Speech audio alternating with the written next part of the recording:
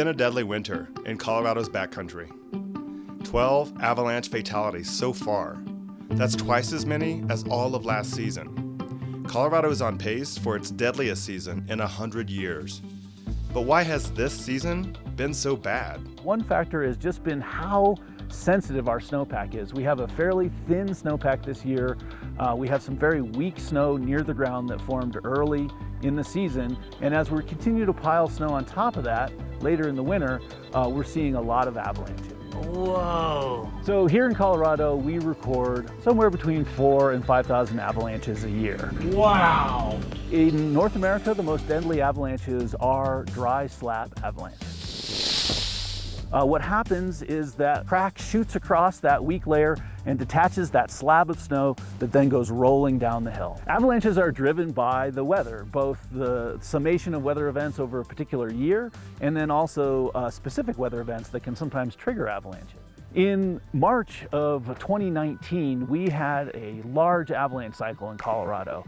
Because this was such a large event, we wanted to understand it a little bit better. The way that we're doing that is through dendrochronology. Dendrochronology is the study of tree rings. My specialty is avalanches and not trees. I use dendrochronology as a tool to study avalanches. I like trees. Trees are great. When an avalanche hits a tree, it'll impact the tree and leave a signal within the tree ring. And so it's basically mechanical damage that stays within the tree ring from that year. With more samples, we can say, oh, well, that tree was hit, in this year, and this year. And then we can look at the sample nearby and say, oh, well, that tree was hit in these years. So by looking at a bunch of trees in a particular area, we can start to get a better idea of how often large avalanches run in these particular areas. Which allows us to then develop an avalanche chronology through time. And that brings us to climate change.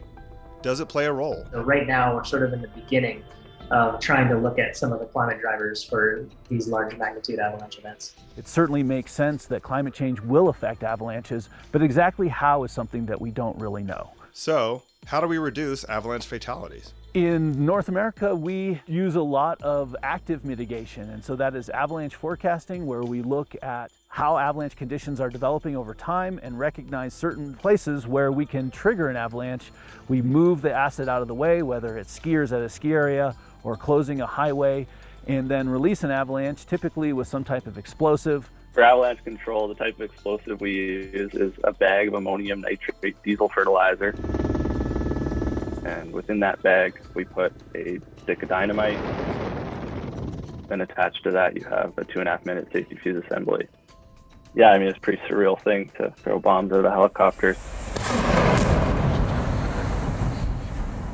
The main purpose of our job is the safety of the public below. We are here to protect the public, cause avalanches when we can control them.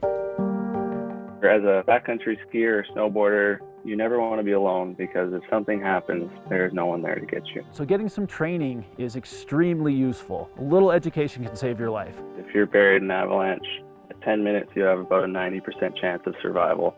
Past that, it's a very steep drop-off. Anytime you're going into the mountains, you want to be prepared. For avalanche safety, that means carrying an avalanche rescue transceiver, a probe pole, and a shovel. So if you find yourself ever caught in an avalanche, try and backpedal, keep your head as close to the surface as you can.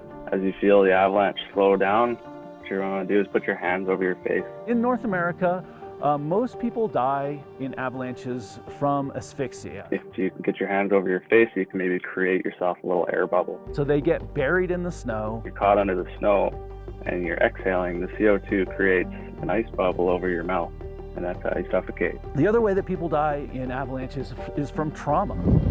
So that's sustaining some injury as you're moving down the hill. In the backcountry, invest in an airbag. Protects your neck, protects your head. I'm safe.